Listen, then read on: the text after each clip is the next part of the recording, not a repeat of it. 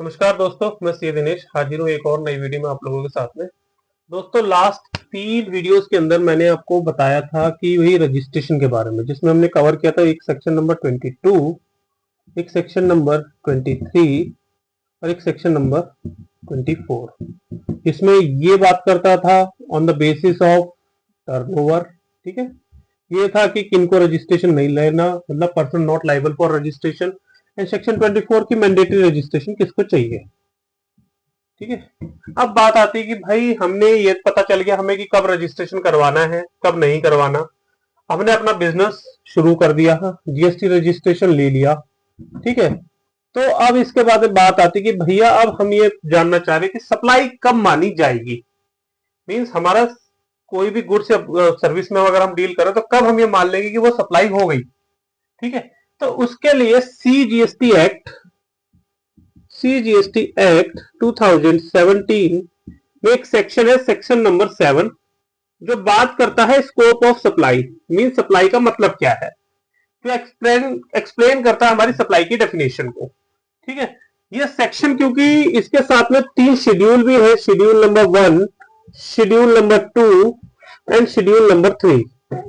ठीक है, तो हम इस सेक्शन को प्लस इसके शेड्यूल को 3 वीडियोस के अंदर कवर करेंगे, क्योंकि मैं एक वीडियो में इसे पूरा इसलिए नहीं बताना चाहता क्योंकि मैं एक वीडियो में पूरा का पूरा सब कुछ बता दूंगा तो आप लोगों को कंफ्यूजन हो जाएगी, आपको समझ में नहीं आएगा कि कहां से क्या लिंक हो रहा है। ठीक है, तो हम इसमें धीरे धीरे करके चलेंगे, जिसमें हम आज केवल कवर करेंगे form of supply and schedule 1। ठीक है, कि शेड्यूल 1 में कौन सी सप्लाईज है। ठीक है, तो आइए बात करते हैं फॉर्म ऑफ सप्लाई। सबसे पहले हमारे सेक्शन 7 में सप्लाई को जो एक्सप्लेन किया गया है, वो सप्लाई कैसे कब कब कब मान ली जाएगी, उसमें आता है सबसे पहला आता है हमारा सेल। मींस हमने कोई गुड्स को सेल कर दिया डायरेक्ट। सेल का मतलब सेल कैसे हो सकता है, आपने डायरेक्ट आपके पास में पहले कोई गुड्स थी, आपने उसकी ओनरशिप ट्रांसफर कर दी। ठीक है, और उसके बदले में आपने पैसे ले लिए। लाइक आपके पास में एक मोबाइल था, आपका एक मोबाइल का शोरूम है, आपके पास में एक मोबाइल था, आपने कस्टमर को बेच दिया 20,000 रुपए का। ठीक, तो सप्लाई कब मान ली जाएगी, जैसे आपने वो 20,000 रुपए का मोबाइल उसको ट्रांसफर किया। ठीक है, दूसरा आता है ट्रांसफर। ट्रांसफर के केस में क्या होगा कि भैया ओनरशिप ट्रांसफर नहीं होगी, गुड्स की ओनरशिप ट्रांसफर नहीं होगी। आपने ट्रांसफर का मतलब हो गया कि आपने गुड्स को यूज करने के लिए दे दिया। ठीक है, यूज करने के लिए दे दिया, ओनरशिप ट्रांसफर नहीं हुई, आपने सिर्फ राइट को ट्रांसफर किया। मींस राइट टू यूज तो दे दिया आपने उसको, right to use but not ownership.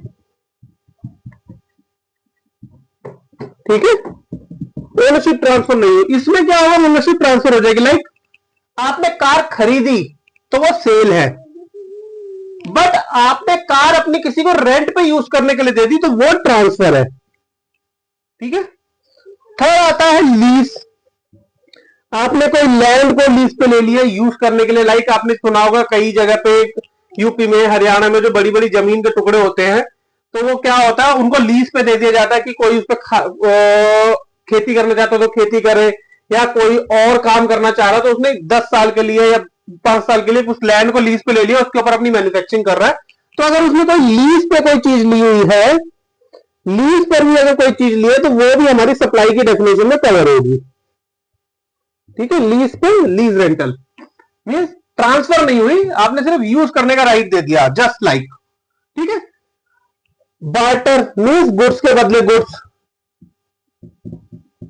Goods के बदले गुड्स। मान लीजिए आपको एक 20,000 रुपए का फोन खरीदना था। ठीक है, एक शोरूम आपके साथ में था, वो सिर्फ मोबाइल्स में डील करता था। आपका एक शॉप है जिसमें आप प्रिंटर्स में डील कर रहे हैं। ठीक है, आपके पास में उस शॉप वाले को, उस मोबाइल वाले को एक प्रिंटर चाहिए था, क्योंकि उसको इनवॉइस बनाने होते हैं। तो उसने आपसे कहा कि भाई तू मेरे को एक प्रिंटर दे दे, मैं तेरे को उसके बदले में मोबाइल दे दूंगा। आपको मोबाइल की जरूरत थी, आपके प्रिंटर की कॉस्ट थी 20,000 रुपए, उसके मोबाइल की कॉस्ट भी थी 20,000 रुपए।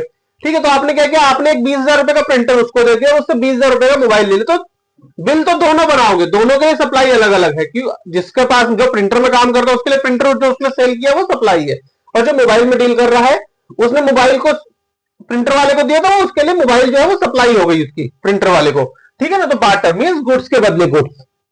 ठीक है, तो वो भी आपकी सप्लाई की डेफिनेशन में कवर होगा, ये भी हमारी सप्लाई मान ली जाएगी। ठीक है, इसके बाद में आता है एक्सचेंज।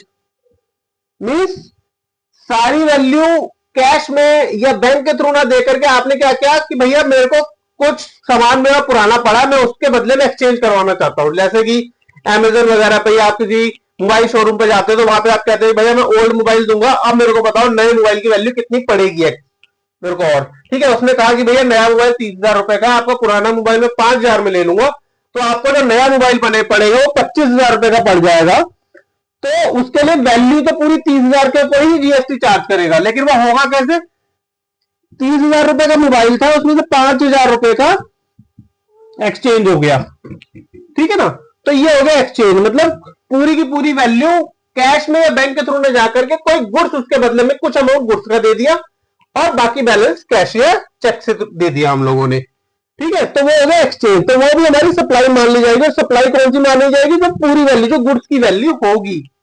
ठीक है ना, उसके बाद में कोई लाइसेंस, जस्ट लाइक आप कोई सॉफ्टवेयर यूज कर रहे हैं, जैसे कि क्लियर टेक्स हुआ। क्लियर टेक्स क्या करता है? आपको सर्विस देता है लाइसेंस की, वो आपको एक सॉफ्टवेयर लाइसेंस इशू कर देता है कुछ टाइम पीरियड के लिए, लाइक 6 महीने के लिए, 1 साल के लिए।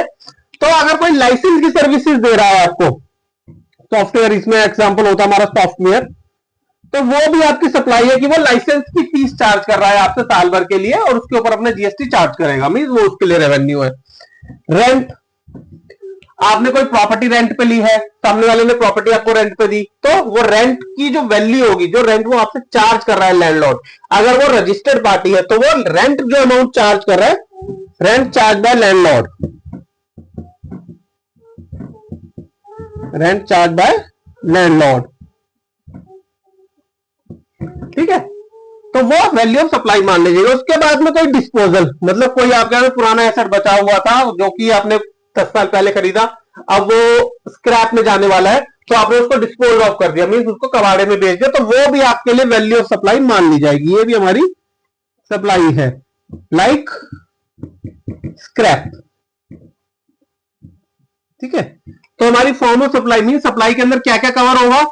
सेल, कोई गुड्स उसने बेचा, ट्रांसफर, लाइक आपने ओनरशिप ट्रांसफर नहीं हुई, सिर्फ राइट टू यूज ट्रांसफर हुआ, lease.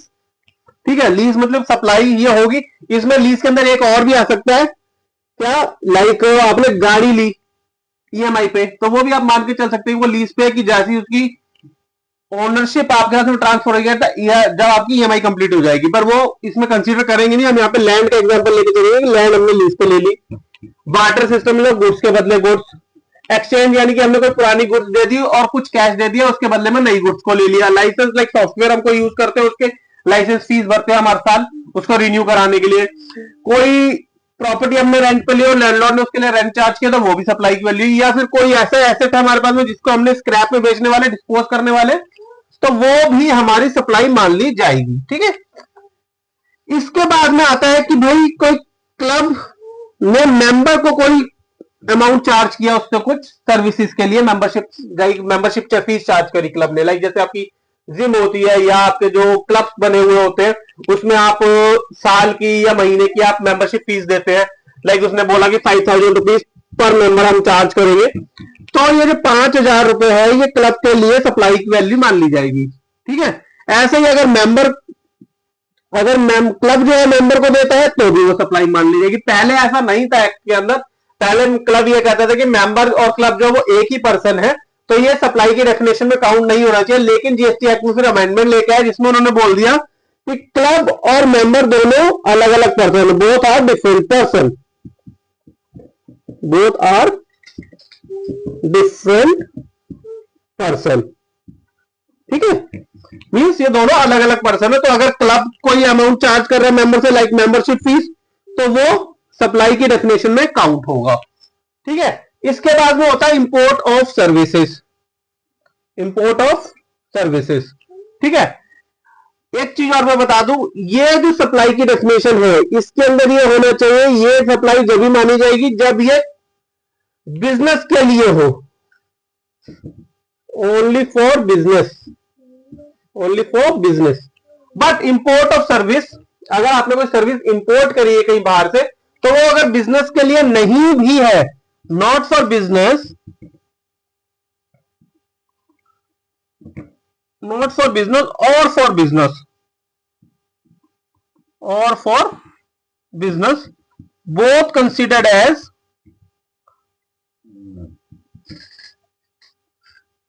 Both considered as supply.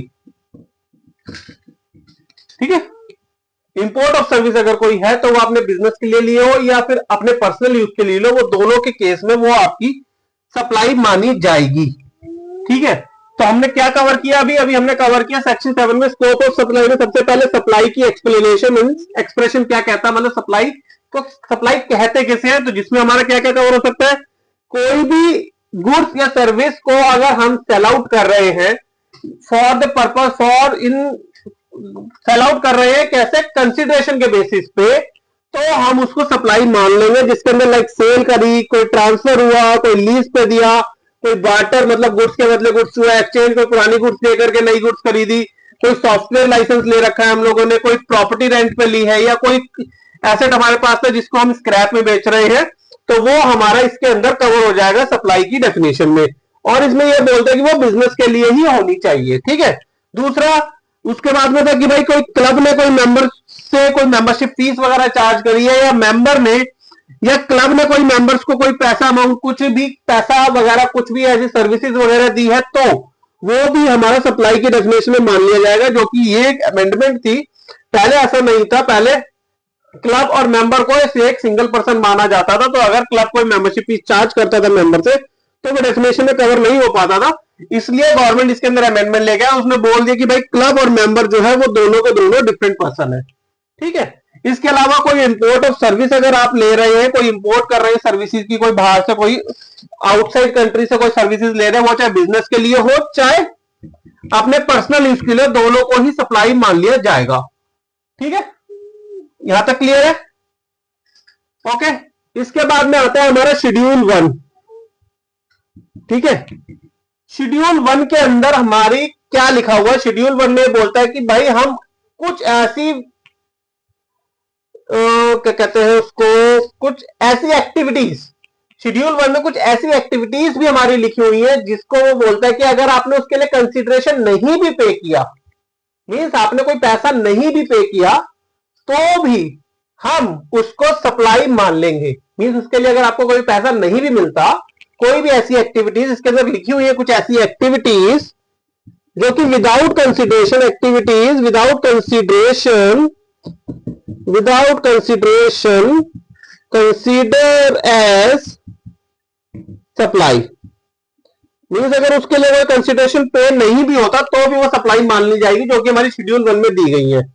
ठीक है, अब वो दे कौन कौन सी रखी है उन्होंने, तो शेड्यूल 1 में सबसे पहले वो बोलता है, फर्स्ट है हमारा शेड्यूल 1 का परमानेंट डिस्पोजल और ट्रांसफर, परमानेंट डिस्पोजल और ट्रांसफर। ठीक है, परमानेंट डिस्पोजल और ट्रांसफर, या परमानेंट ट्रांसफर और डिस्पोजल, परमानेंट डिस्पोजल और transfer of any asset, permanent disposal और transfer of any business assets, any business assets. Means आपके पास में कोई एसेट था बिजनेस के अंदर, आपने उसको परमानेंट डिस्पोज ऑफ कर दिया या ट्रांसफर कर दिया, और वो भी कौन सा एसेट जिसके ऊपर आपने इनपुट टैक्स क्रेडिट क्लेम कर लिया था। ठीक है, अब ये मैं इसका एग्जांपल बता दूं, लाइक आप एक एम्प्लॉयर हैं, आप एक कंपनी चला रहे हैं, आपकी कंपनी में आप जो लैपटॉप वगैरह खरीदते हैं, 3 साल के बाद वो लैपटॉप आपके स्क्रैप हो जाते हैं एज पर कंपनी से। ठीक है, तो आप कहते हैं भाई इंप्लॉय से कि भाई 3 साल के बाद में खराब हो गया, एक काम करो आप इसको ऐसे ले जाओ, कंपनी के हिसाब से तो डेप्रिशिएट हो गया पूरा। उन्होंने विदाउट एनी कंसिडरेशन, एम्प्लॉय को कोई अमाउंट चार्ज नहीं किया, और उन्होंने वो एसेट ऐसे ही, यानी कि वो जो कंप्यूटर था या जो लैपटॉप था वो एम्प्लॉय को फ्री ऑफ कॉस्ट दे दिया। बट क्योंकि वो एसेट जो कंप्यूटर था उसके ऊपर कंपनी ने आईटीसी क्लेम कर रखा होगा, इनपुट टैक्स क्रेडिट, तो हमारा जीएसटी एक्ट ये बोलता है शेड्यूल 1 में कि अगर कोई परमानेंट डिस्पोजल, मींस क्योंकि वो आपने डिस्पोज ऑफ कर दिया, यानी परमानेंट ट्रांसफर कर दिया, एम्प्लॉय वापस नहीं देगा, आपने दे दिया उसको, आपकी बुक से डिस्कार्ड हो गया वो, तो कोई भी परमानेंट डिस्पोजल या ट्रांसफर है किसी एसेट का, बिजनेस एसेट का, विदाउट एनी कंसिडरेशन, तो उसको भी हम सप्लाई मानेंगे। ठीक है, ये हमारे शेड्यूल 1 में दिया हुआ है। पहला पहला पॉइंट होगा क्लियर, परमानेंट डिस्पोजल और ट्रांसफर। दूसरा, कोई भी सप्लाई आप रिलेटेड पर्सन को दे रहे हैं, रिलेटेड पर्सन, या फिर और distinct person under section 25, distinct person as per section 25।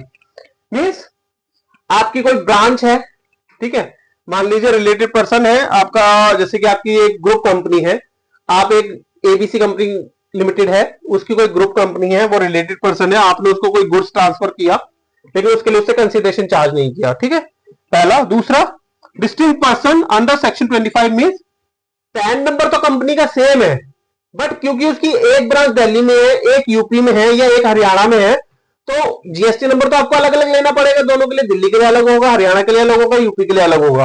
तो अगर आपने कोई भी सप्लाई किसी रिलेटेड पर्सन को या डिस्टिंक्ट पर्सन को जो कि सेम पैन के हैं, डिस्टिंक्ट पर्सन सेम पैन और रिलेटेड पर्सन मींस आपकी ग्रुप कंपनी है कोई, अगर आपने उसको विदाउट एनी कंसिडरेशन कोई गुड्स को ट्रांसफर किया है, without any consideration goods transfer किया है, तो वो भी हमारा शेड्यूल 1 में सप्लाई मान लिया जाएगा। ठीक है, यहां तक क्लियर है। शेड्यूल 1 में कौन कौन से, परमानेंट डिस्पोजल और transfer of any business assets without any consideration, supply related to supply to the related person और the distinct person under section as per section 25, ठीक है, उनको अगर विदाउट कंसिडरेशन आपने दिया है। इसके अंदर एक और शेड्यूल में प्रोवाइडेड मींस अगर एम्प्लॉयर ने एम्प्लॉय को कोई गिफ्ट दिया है, ठीक है, और वो गिफ्ट की वैल्यू साल में इन अ फाइनेंशियल ईयर मीन साल में अगर वो 50,000 क्रॉस नहीं कर दिए, 50,000 नॉट क्रॉस, ठीक है, मीन्स एम्प्लॉयर ने कोई गिफ्ट दिया एम्प्लॉय को, लाइक जैसे आप अपने ऑफिस जाते हैं, आपने कोई केस वगैरह कोई इनकम टैक्स का था या कोई जीएसटी का कोई केस था या कोई और काम था कि जिससे खुश होकर के आपके एम्प्लॉयर ने आपको एक गिफ्ट वाउचर दे दिया, ठीक है, या फिर कोई गिफ्ट, कोई आपको फोन गिफ्ट कर दिया लेकिन उसकी वैल्यू 50,000 रुपए से कम है, तो वो क्योंकि वो विदाउट है तो विदाउट ऑफ कॉस्ट एम्प्लॉय के लिए, तो उसको सप्लाई नहीं मानेंगे। बट अगर ये वैल्यू 50,000 क्रॉस कर जाती है, 50,000 क्रॉस हो गई इन अ फाइनेंशियल ईयर, तो वो आपकी सप्लाई मान ली जाएगी। यहां तक क्लियर है। इसके अलावा एक आता है आपका principal and agent, means principal ने गुड्स दिया एजेंट को, ठीक है, और एजेंट ने उस गुड्स को बेच दिया on the behalf of the principal, या फिर एजेंट ने कोई गिफ्ट रिसीव कर लिया प्रिंसिपल के बिहाफ पर, ठीक है, तो ये विदाउट एनी कंसिडरेशन होगा। रीजन बीइंग विदाउट कंसिडरेशन कैसे होगा, इसमें प्रिंसिपल ने गुड्स दिया एजेंट को, एजेंट क्या करेगा, एजेंट को तो कमीशन मिलेगी, उसने गुड्स बेच दिया प्रिंसिपल के बिहाफ पर, तो यहां पे पैसा तो डायरेक्ट प्रिंसिपल के पास में आएगा ना। इसमें सप्लाई जो प्रिंसिपल ने एजेंट को करी है विदाउट एनी कंसिडरेशन हुई। इसी तरीके से एजेंट ने कोई गुड्स रिसीव कर लिया on the behalf of the principal, तो वो भी हमारा विदाउट सप्लाई विदाउट कंसिडरेशन होगा, तो वो भी सप्लाई मान ली जाएगी। बट इसमें कंडीशन क्या रहेगी कि एजेंट के पास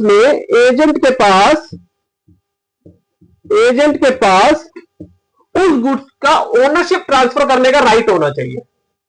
मींस जो गुड्स एजेंट के पास में पड़े हुए प्रिंसिपल वाले, मतलब प्रिंसिपल ने जो गुड्स एजेंट को ट्रांसफर किए या एजेंट ने जो रिसीव किए, उन गुड्स को वो प्रिंसिपल के बिहाफ पर उसको बेच सकता है, मीन उसका ओनरशिप किसी दूसरे पर्सन को ट्रांसफर, थर्ड पर्सन को ट्रांसफर कर सकता है, तभी वो हमारा शेड्यूल 1 में without any consideration supply consider करी जाएगी।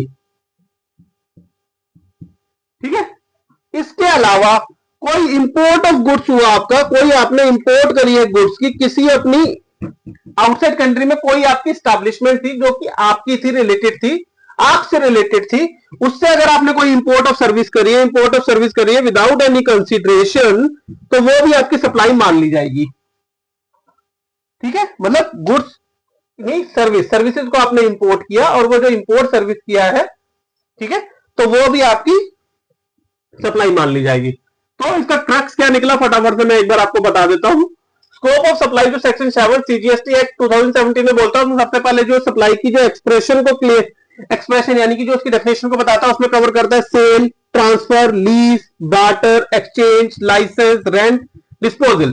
ठीक है, इसके अलावा कोई क्लब ने कोई मेंबरशिप वगैरह चार्ज करी अपने मेंबर से, तो वो भी हमारी सप्लाई मान ली जाएगी। इसके अलावा कोई इंपोर्ट ऑफ सर्विस आपने ली है किसी आउटसाइड कंट्री से, वो चाहे आपके बिजनेस के लिए हो या नॉन बिजनेस के पर्पज के लिए हो, वो भी आपकी सप्लाई मानी जाएगी। इसके अलावा शेड्यूल 1 के अंदर कुछ ऐसी एक्टिविटीज हमारी दी गई है जिसको हम विदाउट एनी कंसिडरेशन भी हम सप्लाई मानेंगे, मतलब उसके लिए आपने कोई पैसा चार्ज नहीं किया लेकिन फिर भी सप्लाई मान ली जाएगी। उसमें कौन कौन सी है? पहला, परमानेंट डिस्पोजल और transfer of any business assets without any consideration, मतलब परमानेंट डिस्पोजल है, ट्रांसफर हुआ किसी एसेट्स का। दूसरा, supply to the related person और the distinct person as per section 25, मतलब सेक्शन 25 में जो डिस्टिंक्ट पर्सन की डेफिनेशन दे रखी है, रिलेटेड पर्सन को आपने कोई गुड्स ट्रांसफर कर दिए हैं विदाउट एनी कंसिडरेशन, ठीक है।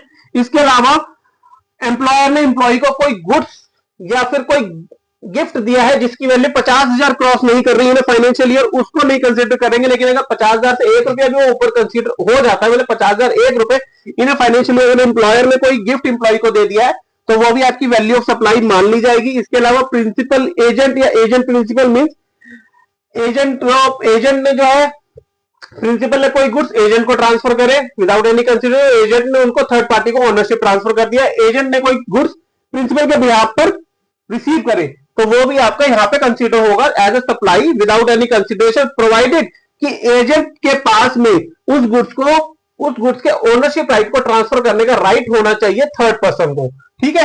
इसके अलावा लास्ट का कि आपने कोई इंपोर्ट ऑफ सर्विस लिए किसी अपनी इस्टेब्लिशमेंट से या कोई आपकी आउटसाइड कंट्री कोई आपकी इस्टेब्लिशमेंट है, इस्टेब्लिशमेंट आउटसाइड नहीं है, रिलेटेड पर्सन मींस आपने किसी ऐसी कोई रिलेटेड कंपनी है आपकी या फिर कोई इस्टेब्लिशमेंट है जिससे आपने अपनी कोई सर्विस को इंपोर्ट किया विदाउट एनी कंसिडरेशन, तो वो भी हमारी सप्लाई मान ली जाएगी। तो अभी हम खाली आज यहीं तक रहेंगे शेड्यूल 1 तक, जिसमें हमने स्कोप ऑफ सप्लाई का शेड्यूल 1 तक हमने डिस्कस कर लिया है। नेक्स्ट वीडियो में हम इसका डिस्कस करेंगे शेड्यूल 2 और शेड्यूल 3, उसके बाद में अगली वीडियो में डिस्कस करेंगे।